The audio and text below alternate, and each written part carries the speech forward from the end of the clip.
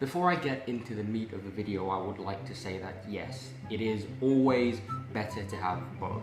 That is the ideal scenario. That's what most good films tend to have, and that's what all my favorite filmmakers do. They perfectly balance the style with the substance. But my question is, what if all you got in a film was this?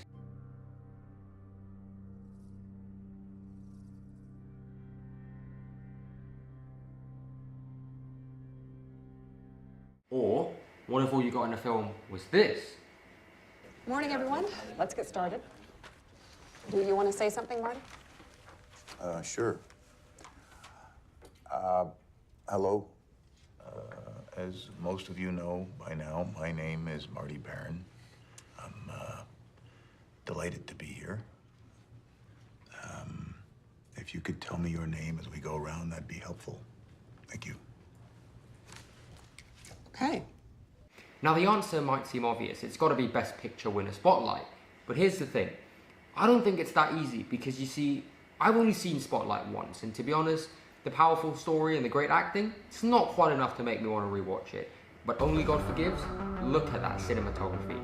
Just listen to Cliff Martinez's soundtrack, it's insane. Whereas with Spotlight, yeah, I get that it's an Oscar winner and all that, and so basically by default, it's held on the same level of regard as films like Birdman, The Departed, and Return of the King. I'm being nice by not including The Godfather, but I'm going to include The Godfather. But come on, that's ridiculous. Mad Max and The Revenant were basically the only two nominees that year that truly deserved it.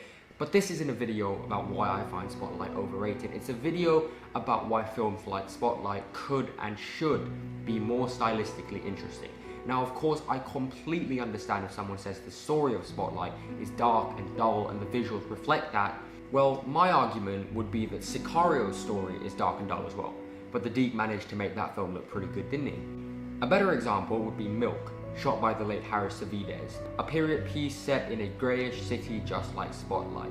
But just look at some of these shots. The story and the characters are amazing, of course, but they elevate these things through the style. Every film, no matter how substance-filled, should always have room for stylistic moments. And when I say stylistic moments, this can mean the cinematography, the music, the editing, or in Baby Driver's case, all three at once.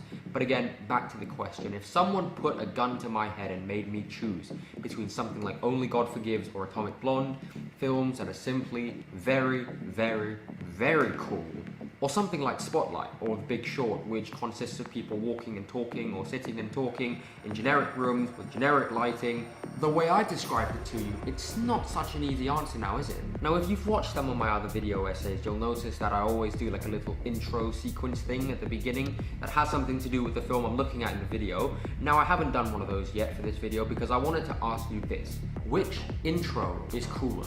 This one?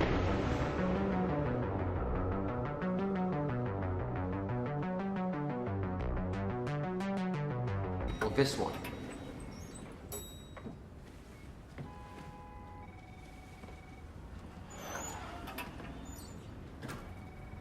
Hello?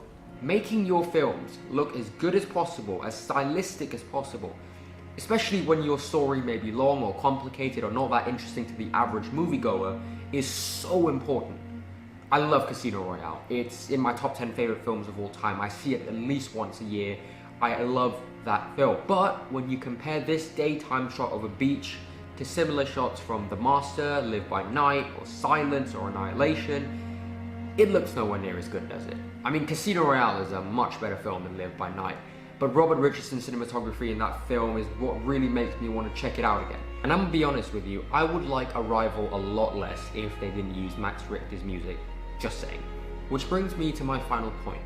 A film's style can actually save the substance, in my opinion. The best example of this is 2017's Atomic Blonde. It's a very generic spy film, twists, turns, backstabs, and all the usual tropes.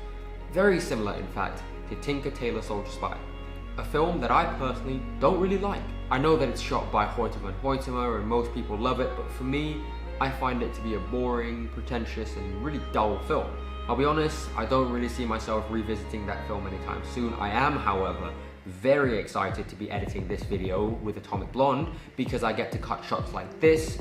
And so I guess the point I'm trying to make is that even if your story may not be so good, going that extra mile for style can do so much more than you expect.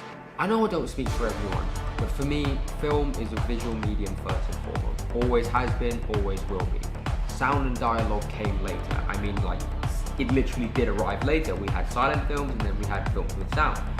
So for me, striking visuals like this will always make me want to revisit the film, even if the story isn't that good. I'm not oblivious to the importance of a good story in film, but if I wanted a good story that wasn't visually driven, I'd pick up a book.